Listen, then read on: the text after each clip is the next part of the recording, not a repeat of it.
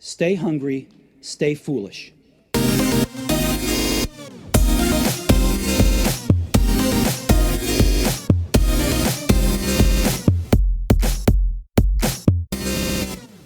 I once heard the following as the definition of hell. On your last day on earth, the person you could have become meets the person you became. We go through life doing stuff often without assessing, is it the right stuff? Often we don't even do stuff for ourselves. We end up working for the company. We end up working for our friends. We end up working for anyone else, doing what they want, nothing for us. Not having enough time is a huge cause of stress in today's society.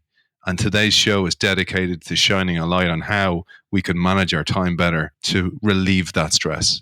The international expert on time investment and an author of Invest Your Time Like Money joins us today. Welcome to the show, Elizabeth Grace Saunders. Thank you. It's my pleasure to be here. Thank you for investing your time in the Innovation Show. My pleasure. Many of us assume success is interlinked with achievement and also with the suffering and stress that we put into a task, that we have to actually cause ourselves stress in order to achieve.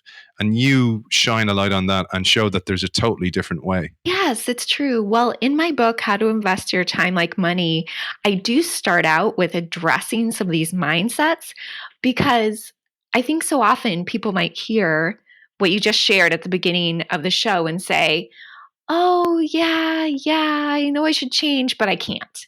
And they just cut themselves off before they've even tried. And so I would encourage people, if you're listening right now, to even open yourself up to the possibility that maybe you don't have to suffer so much. And maybe you can also be successful at the same time. I loved the concept because people think that time is just a passive thing, but we can actually take control of it. And as you say in the book, when you do get control of it, it's like you go through life in the driver's seat instead of the trunk of the car. Exactly. That was actually a quote from my coaching client. And I think what so often happens is that people never stop to really think about being proactive with their time. So it's very much a like, oh, everyone else is telling me how I have to spend my time. Like my boss says I need to get to work by this time, so that determines when I get up. Or I have all these meetings that are always popping up on my calendar or email, and so I need to respond to all of that. This is what everyone else wants of me at the end of the day. And they never really stop to think about, well, what is it the life that I want to create? And in regards to getting in the driver's seat versus being in the trunk and also disconnecting success from suffering, sometimes it's even just very, very small changes. So for example, like one of the smallest changes that you can make is to try taking a few short breaks throughout the day. Maybe it's only 5 to 10 minutes long where you're away from your computer, not multitasking, maybe even away from your phone. Go on a walk or take time to think or take time to chat with a colleague at work or your significant other or a friend. And even something as small as that is shown to greatly improve your productivity throughout the day and to leave you feeling less burnt out at night. So that's one example of sometimes these little things we can do can make a big difference. And there's also much larger things we can do, which of course I'm happy to talk about also in terms of designing our life. And you recognize in the book 3 common barriers that stop us from taking control of our time. It would be great to share them with our audience. The 3 common barriers are: number 1, blaming others. So it's everyone else's fault that my time management is bad or I don't have any time. Number 2 is this whole connection of success and suffering. So in order to be successful, I have to suffer. And then number 3 is this barrier of defending our past. So we're afraid to change, maybe afraid to set better boundaries at work or to do things that are better for our health. Because if we do so, it may make us feel guilty that we actually hadn't made those changes earlier and perhaps make us feel bad about what we've done in the past. And could we dive a little bit deeper into stuff like, for example, stop blaming others, because I've heard this before, this great saying that when you point the finger, there's three pointing back at yourself. And you do this so well in the book. You bring that to life and you say, these are how you're doing it, because people hear that and they can't relate it to themselves, but you do a great job of that. In the book, I have a couple different ways I approach this. So one is talking about it from a psychology perspective of something called the Cartman drama triangle. And then, secondly, talking about just some practical steps to get out of this stuck place. I'll start with describing this triangle, which is where we're playing the blame game, where it's everyone else's fault that we have no time. And so on this triangle, we have 3 points. The upper right point, we'll say, is the rescuer. The bottom point, if the triangle is on its point, we'll say is the victim. And then the upper left point is where we have the self-protector. Sometimes it's called the persecutor in the Cartman drama triangle. And what happens when we're operating in this place with our time is that we don't see that we actually have ownership to be healthy and make good choices. We see it as everyone else's fault. So for example, if we're in the victim position, it might sound something like this. I can't believe everyone keeps giving me so much work to do all the time. They don't understand how I don't have any time. I can never exercise. I can never take time for myself. I don't even get enough sleep because everyone just doesn't care about me and gives me more and more work, and there's nothing I can do about it. So that's what that would sound like. If you're in the rescuer role in the upper right, you start feeling resentful because you're like, no one else can take care of themselves, so I need to help them all the time. Like you see people as victims. And so you're like, well, they can't get their work done well enough or fast enough or good enough, or I don't trust them. So I have to do my own work, plus I have to do theirs. And so you're jumping in and taking on work no one even asked you to help with or to do, but you're just taking it on and then being angry that you have to take it on for other people when it wasn't actually your job. Up in the upper left, we have the self-protector or persecutor. That's someone who's just like grumpy bear. So someone asks them to do something and they're like, no, absolutely not. Like, I'm not helping you. I'm not doing anything. Like, why can't you get your act together? And they're most likely fairly insecure about their ability to get things done. And instead of like owning that and recognizing that they need to get their life in order a little bit more and be more productive or proactive, they just try to scare everyone away. You know, these are the people in the office everyone's tiptoeing around because they might bark. Sometimes those people, they used to not be like that and they changed somewhat. Yeah. They become so entrenched in their habits and the way they work. They can't actually have the self-awareness to see that they're actually contributing to the problem. And aren't they often the people who will go, oh, people are terrible in my company, everybody's useless, but they actually won't delegate? It'd be great to look at your solutions to get around that so you don't become grumpy bear. Yeah, exactly. And I think a lot of times people become very grumpy when they just feel overwhelmed. You know, they feel overwhelmed or incapable of keeping up. And so they just get controlling or angry. And it's not that they're bad people, they just don't know how to manage it. In regards to how we get out of this triangle, like this is not how we want to be. It is how a lot of people are with their time, but not where we want to be. So the first thing you need to do is just observe yourself to say, okay, where am I falling in this situation? And this can be true at work or it can be true at home. So it's not just a professional thing, but really ask yourself, okay, am I giving myself a pity party? I'm feeling like I'm always the victim and I can't do everything and it's not fair. Am I someone that's maybe overreacting? So I'm jumping into trying to help, being the rescuer. Or am I someone that's just angry at people and feels resentful they're even asking for help? So first off, just observe yourself and be honest. Stop looking at everyone else and just look at yourself. Like, how am I responding to what's happening? Then you need to realize, okay, I do have a role in this. Yes, maybe other people have played a part in how I feel or what's going on, but it's not just them, it's also me. That is really important to recognize. And then once you recognize that, you want to commit to self-mastery. So I'll give you kind of some narratives about what that would sound like. So, for example, let's say someone feels like the victim, like everyone piles work on me all the time. I have too much to do. What self mastery would sound like in recognizing your role is okay, I need to take ownership of communicating. Maybe people are giving me too much work. So I need to articulate that I need more time to get certain work done, or that I need help with delegating, or maybe I need help with even prioritizing. And if I just ask my boss, he could tell me, oh, it's fine for you to do these, 2 or 3 things this week. And then these other things, it's okay if they get done a few weeks later. You don't need to stay at work until 1 in the morning to get these done. So, as a victim, you just really need to get out of that and take ownership of communicating your needs, being aware of what's your part and how you can work to get to a good solution. If you're someone who's more in the rescuer category, so you're always jumping in and taking on other people's work, but then being upset you had to do that, what self mastery sounds like and recognizing your role is oftentimes stop volunteering for things. So don't jump in and volunteer when no one asks you for help.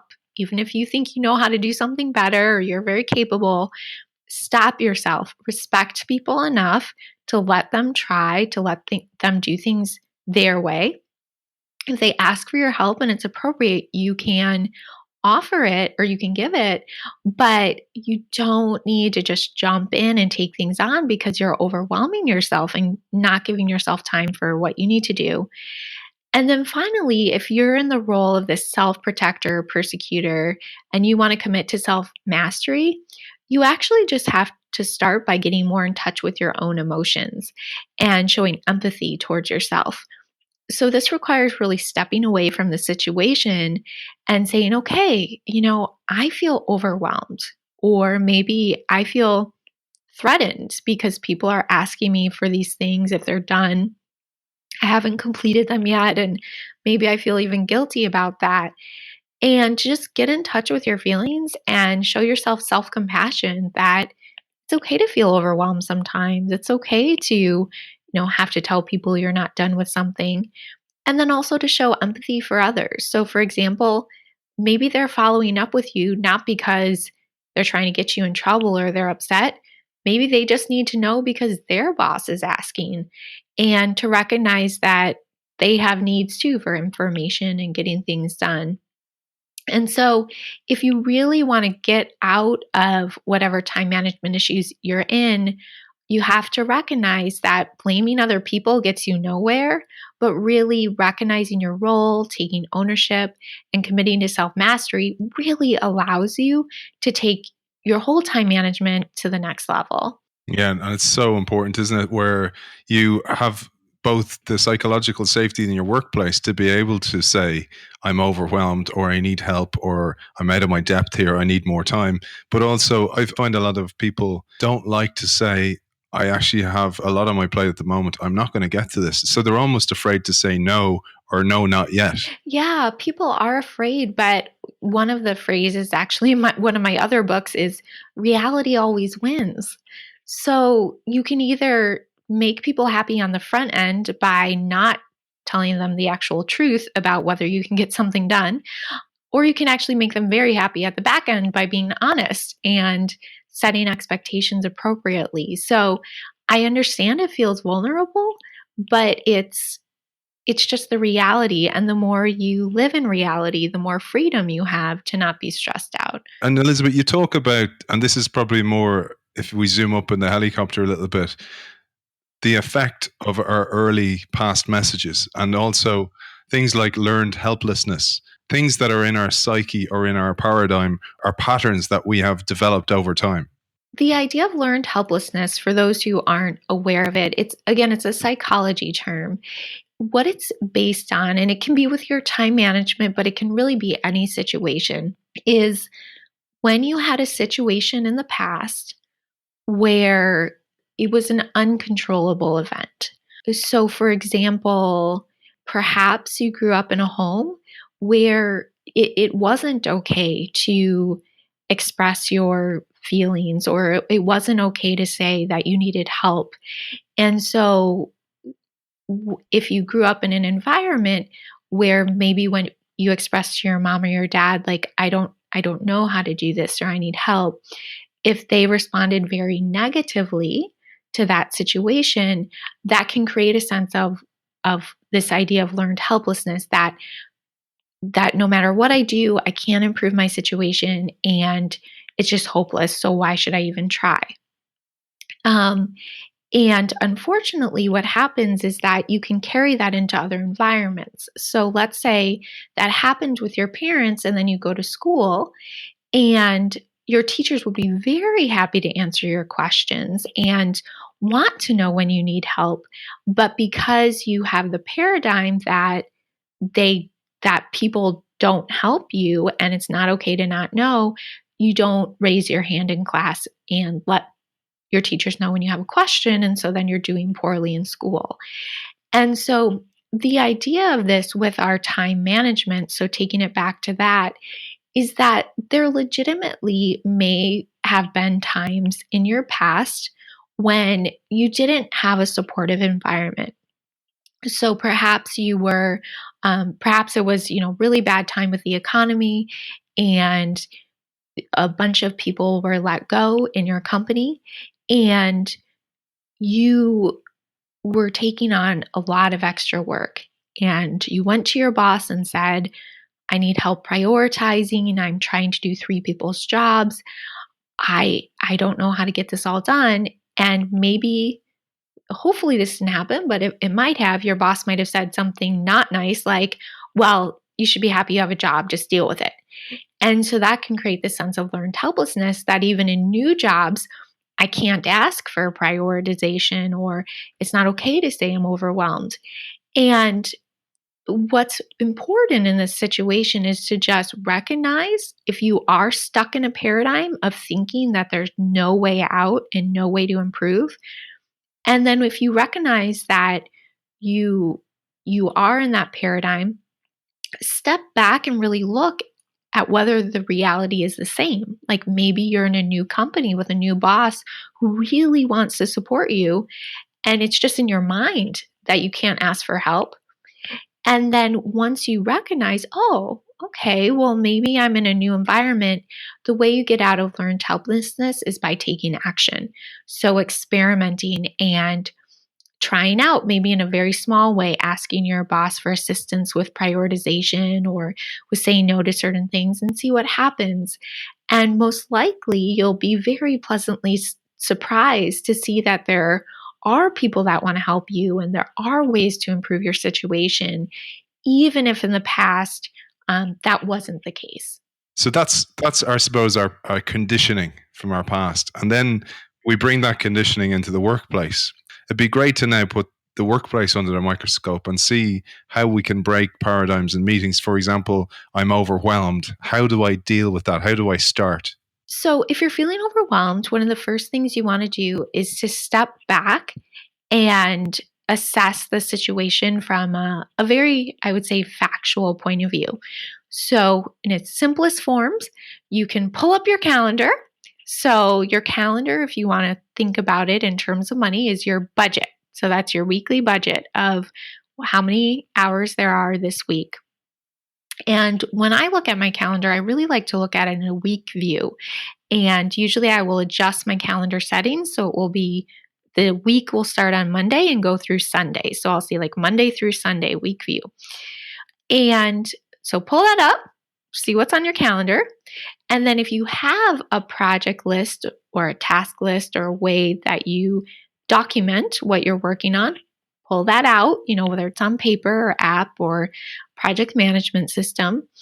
And I just want you to do a quick visual check and see what's going on there.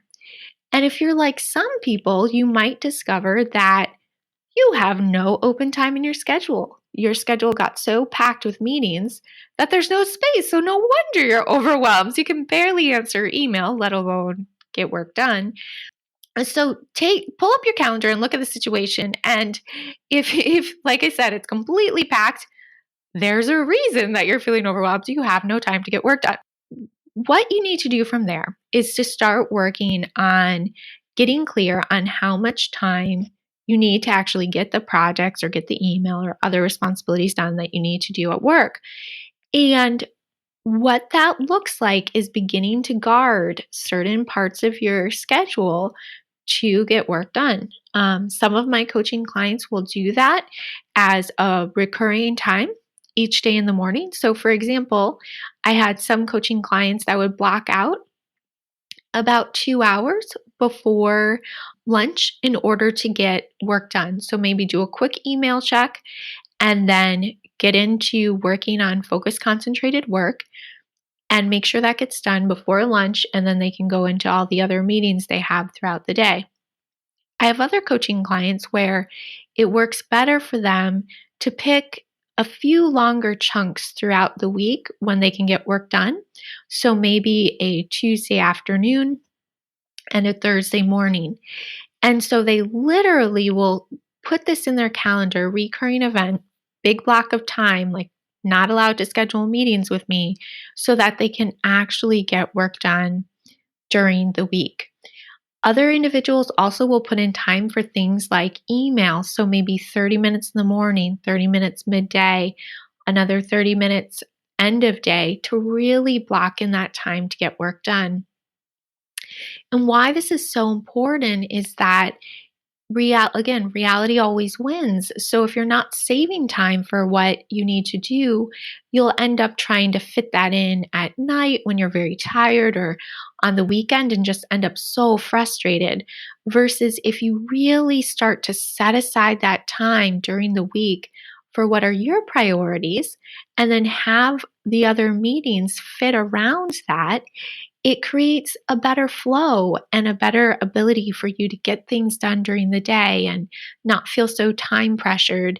And it actually slows the pace because when you don't constantly answer email and when you don't spend all of your time in meetings, it allows those things to stretch out over time a little bit more in a good way so that it doesn't feel so incessant. There's one thing I kind of glossed over, and I think this is really important. And I see this a lot with younger workers. So people who are in more junior positions coming up through the company, that they are afraid to say no because they're afraid that it looks like failure. And I thought you talk about pinpointing your pain and understanding why you're afraid to push back. In terms of that and maybe being afraid to say no, or perhaps being afraid to do what I just suggested of, blocking out some time in your schedule, it's important that you think about it and you're like, am I afraid to say no because I feel like other people are smarter than me? Or if I was a really good worker, I wouldn't need this time? Or am I afraid that if I ever say no, I'll be fired? And by really getting clear on exactly what you're afraid of, you can then address that fear in a logical way and even talk, to a friend if it's helpful to you or some other reliable person and just get feedback. And I just want to tell you, as a time management coach who's worked with clients all over the world, and I've been doing this for almost 10 years, that you're not stupid. You're not incapable. It's highly unlikely that you would have job issues by setting boundaries or by saying no occasionally. There are a few environments where that might be the case, but they are very, very rare. And I work with people in all different backgrounds, but including people who are executives, people who are consultants, owners of businesses, all different levels, and even people at a very high level, they have to do this too. It doesn't mean you're not smart. It doesn't mean you're not capable. It doesn't mean you're not a hard worker. It just means you're human. And there's only so much work that can be done, and you need to protect the time to be able to do that. So you're right. It is so important to pinpoint, well, what am I actually afraid of? What's that real fear, that pain? And then really question whether that's logical and valid or if it's something that's just holding you back, but isn't actually true. I suppose we've teed up a lot of the challenges and problems, and I often see this with the show, for example, that we will talk about adults limiting the amount of exposure to technology that children have, or we talk about the world's moving at such a pace that it's confusing for millennials or some type of thing. But it's actually all of us. And I was delighted you said this, that time management starts at the very top of the organization, all the way to the very bottom, or all the way to your children, because we're not taught how to manage our time ever. So how are we ever expected to be great at this? And this is why people like you doing this fantastic work is so important, especially in today's world of disruption and constant change. It's really so important.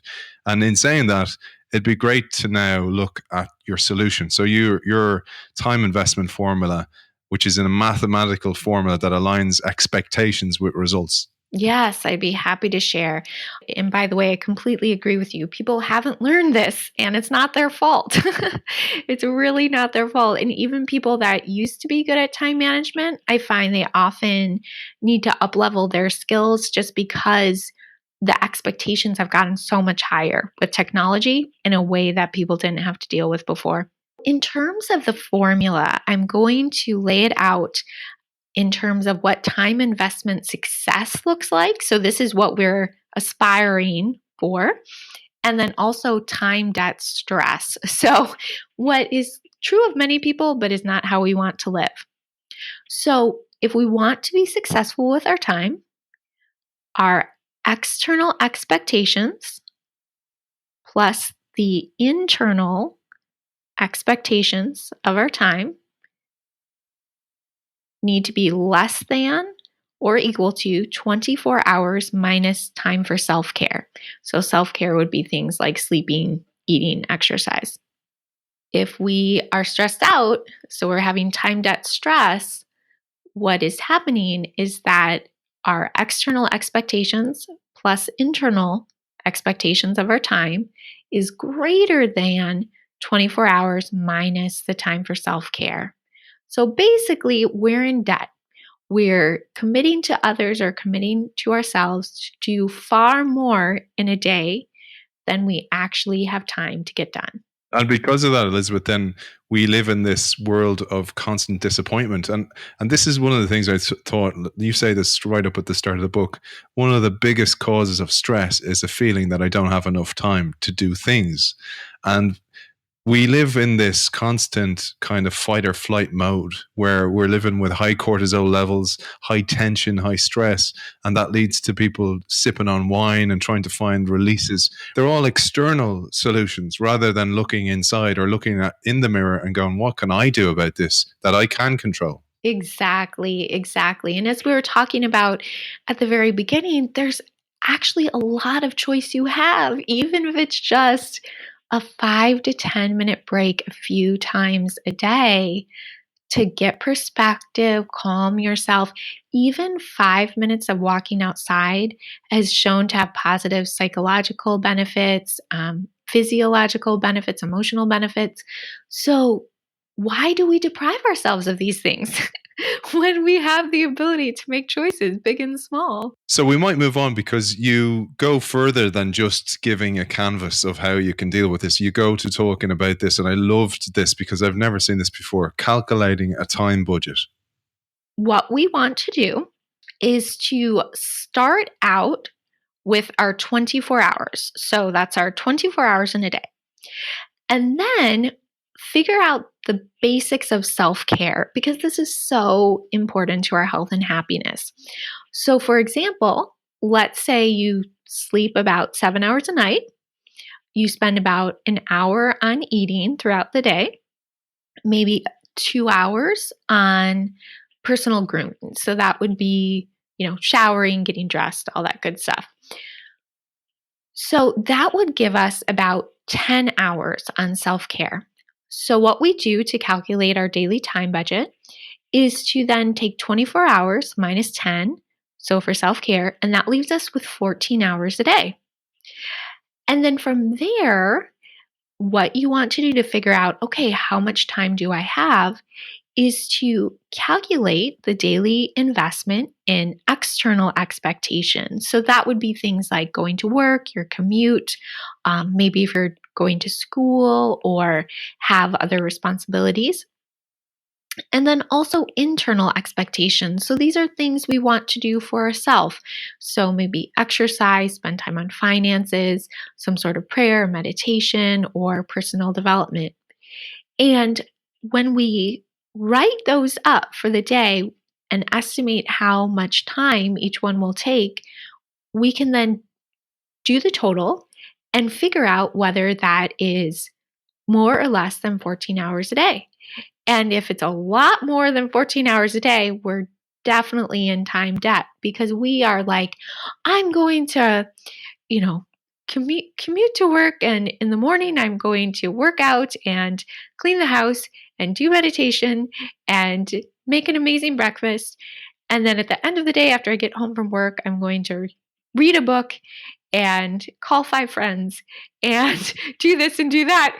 And then we wonder why it's not all getting done. And the reason it's not getting done is because we started out without a realistic sense of our time budget, how much time we actually had to do all those things. The other thing you talk about then is, just as with finances, we can be penny wise and pound foolish. It's the same with our time. And you talk about focusing on the big fish first. Right. So, for example, I find that some people get really obsessed with like time management tools. Like they think, oh, if I just had the perfect app or I just had this perfect email thing, then everything would be great with my time.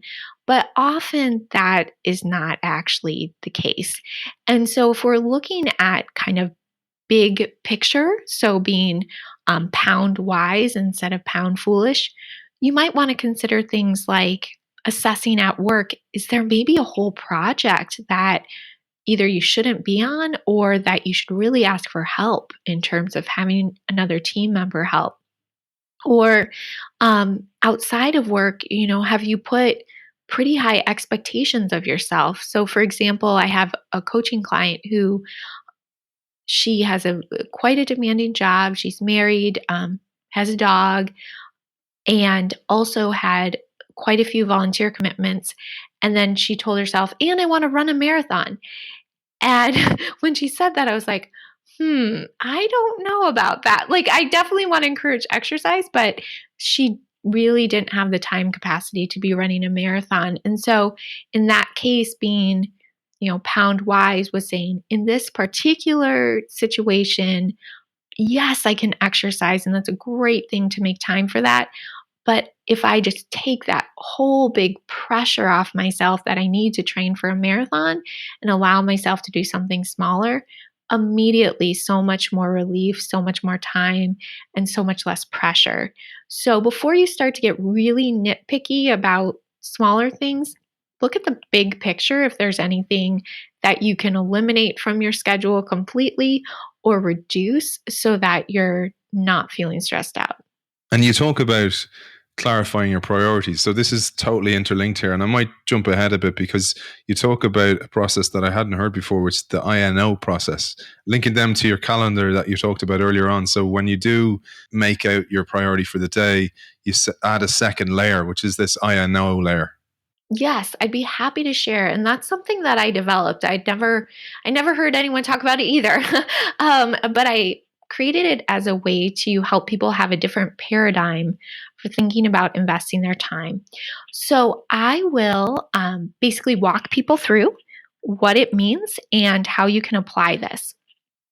So, in terms of the INO technique, I stands for investment. N stands for neutral, and O stands for optimized. I'm going to give you an example in financial terms to help people understand what that sounds like or looks like, and then I'll translate it to how you're approaching your time management. So, in financial terms, an investment activity is something where if you put money into it, you get more out of it than you put in, or you hope to get more out of it than you put in. So maybe it's something in stocks or real estate or that sort of thing, where an additional dollar in gives you more than an additional dollar out. A neutral activity is more one-to-one ratio, where you put money into something and you get about out of it what you put in. So for example, maybe it's groceries. You buy a loaf of bread and you eat a loaf of bread, and spending a lot more on the bread likely won't give you a ton more value.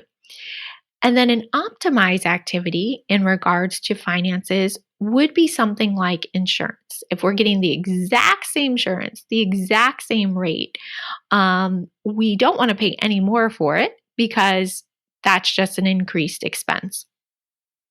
So, when we're looking at this in regards to how we're approaching our activities with our time, an investment activity is something where if we put more time into it, it's likely to bring a big return. So, for example, maybe you have a presentation at work where if you do a great job on it, it could lead to great exposure, maybe even a promotion. So, when you're categorizing that in your week, that's something where you want to spend more time on and really go the extra mile if needed.